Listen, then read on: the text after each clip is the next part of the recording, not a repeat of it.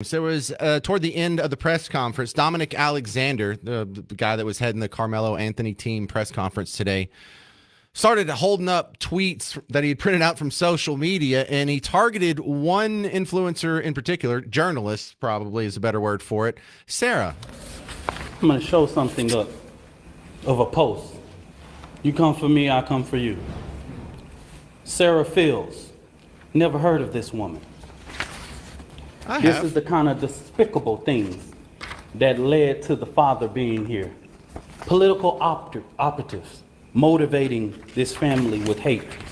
Karmelo Anthony posted on something that shows, posted here. These are the type of lies that are threatening this family. Posting the family's picture. Oh, not a These picture. are the type of lies. Not a picture. She's getting millions of views. Pictures are lies now, y'all. On this.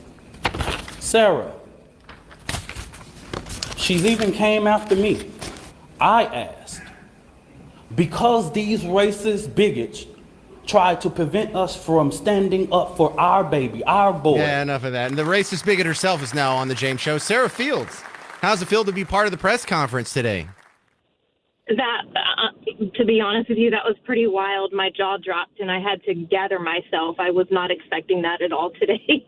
So why would you lie about Dominique Alexander on social media, Sarah? My goodness, I don't know. There's so much documentation that I guess I fully edited, took hours to edit by myself. And, AI is crazy these days. He's angry. He's angry because I exposed him for who he is. So I think most people may have heard of this guy, but don't realize his backstory. Can you give like the 30-second summary of what you found out about our friend Dominic? 30 seconds is really hard, but I'll try. My investigation basically started into his organization called the Next Generation Action Network Foundation, which is a BLM supporting 501c3 that he's actually owned 5 or 6 different ones that have been named similar the same. And he bounces from 501c to 501c because he does not keep track of his financial records. And he's filed records twice since 2014 with the IRS. And you're supposed to do that every year. It's fun that you were focusing on that. I figured you would focus on, the going to prison and getting convicted of other crimes and then breaking your parole violations and going out of state without telling your parole officer and things like that. So I did, actually. I did go into that. Oh, you got that too? Okay. Probably, yeah, which is what also angered him. I have 7, 8, 9, 10, 1, 2, 3, 4, 5, 6, 7, 8, 9, 10 different photos of him, mugshots, where he caused felony injury to a child in 2009. It was a 2-year-old that he caused brain injury to. I have where he forged a check. He led police on a high-speed chase in 2009. He has gotten in trouble for car theft, falsely claiming that his car was stolen. Offensive physical contact. He has violated his probation multiple times. Theft of property, robbery, felony assault causing serious bodily injury in 2019.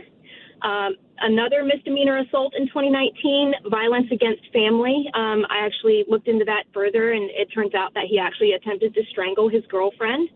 Another theft, making a false report, evading arrest. It goes on and on. And I did put out an exclusive of all that, plus, the fraudulent organization that he runs. Right. And I guess that angered him to the point that he felt the need to mention me today in his press conference. All right, Sarah, I'm only going to bother you for one more minute because I know you're in the middle of something right now. But one thing where he did push back against some of your reporting is he was saying, well, we haven't used any of the Give, Send, Go money to buy a car or rent a new house. We haven't even gotten access to that money yet. But he never says we didn't rent a new big house or buy a new car. What's your response to that? Well, he did. They did. The family did purchase a new car. They are renting an $800,000 home. They don't own it. They rent it. But did that start Indian since this in the last 2 weeks? Yes. Wow. See, the thing is, they say that they do not have access to the funds yet, but you can make decisions based on, well, I will be receiving these funds eventually. Not to mention, I would also like to point out that a lot of people are saying, oh no, they've been in this home for a while, they had this car for a while. Okay, if this is true and they were living large like that, let's just say it's true for a minute. Then why did they tell the judge on Monday at the bond hearing that they were hard up for money and that they needed the bond lowered?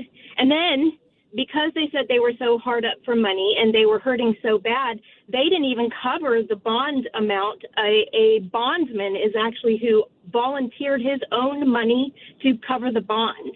They didn't even pay for it. All right, get back to Because taking care. We're out of time here. Get back to taking care of your kiddos. Keep an eye on these guys, and you big old racist bigot. We'll have you on future shows to keep track of this, because I think we made a new friend. He didn't know who you were before, but I don't see any reason why Sarah Fields and Dominique Alexander can't be friends after all this.